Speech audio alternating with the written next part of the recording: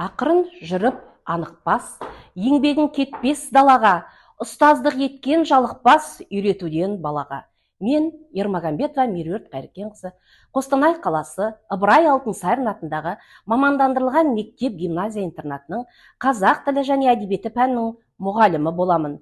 Еңбек өтілім 30 жыл, біліктілік санатым зерттеуші педагог. Өмірлік ұстанымым толассыз іздену, ерінбей үйрену, өзгеге үйрету.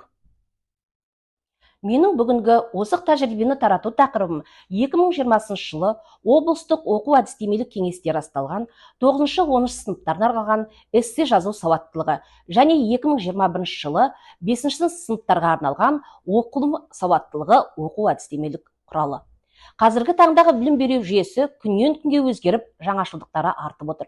Пән мұғалімдерінің алдында эссе жазба жұмысын қалай жаздырамын, эссені жазуға қалай үйретемін деген сұрақтар туындайды. Эссе жазу сауаттылығы қолданбалы курс бағдарламасының мақсаты жоғары сынып оқушылардың ойын, пікірін әдеби тілмен жатық, сауатты жаза білуге, шығармашылық ізденіске баулуға, логикалық ой өрісін кеңейтуге үйрету болып табылады.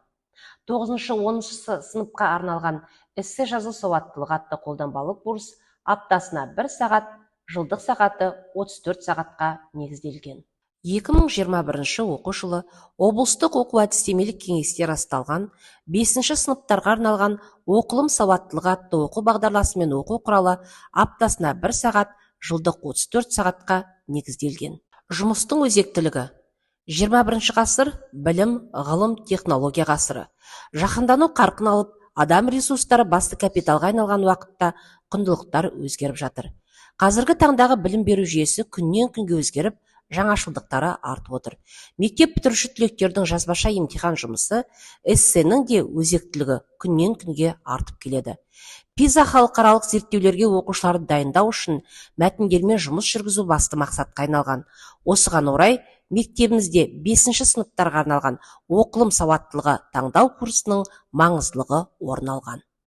Эссе жазудың талаптары: тақырыпты мұқият ойластыру, дәлелдерді, ақпараттарды жинақтау, идеялар тізімін жазып шығу, реттілікті сақтай отырып жоспарлау, кіріспе бөлімін жазып тезис ойластыру, негізгі бөлімді бірнеше абзацтарға бөлу, тақырыптан ауытқымау. Мемлекет басшысы Қасым-Жомарт Тоқаевтың тапсырмасы аясында Қазақстан Республикасы Білім және Ғылым Министрлігі білім саласында оқуға құштар мектеп жобасын қолға алған болатын. Осы жарқын бастамаға қолдау көрсету мақсатында мектебімізде оқитын мектеп жобасы құрылды. Мұнда 5 сынып оқушылары бірнеше шығармаларды оқып талдайды. Қостанай облысы Өрлеу біліктілігі арттыру институты және халықаралық әдістемелік орталығы ұйымдастырған 21 ғасырдың педагогикалық шеберлік сайысына қатысып, өз тәжірибемізді көрсеттік.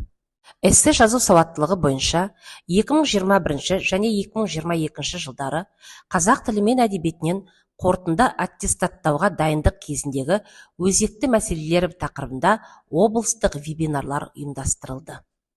Қостанай облысы әкімдігі білім басқармасы ұйымдастырған ауыл мектептеріне көмек, қамқорлық ретінде іс тәжірибе пікір алмасу дөңгелек үстелі өтті.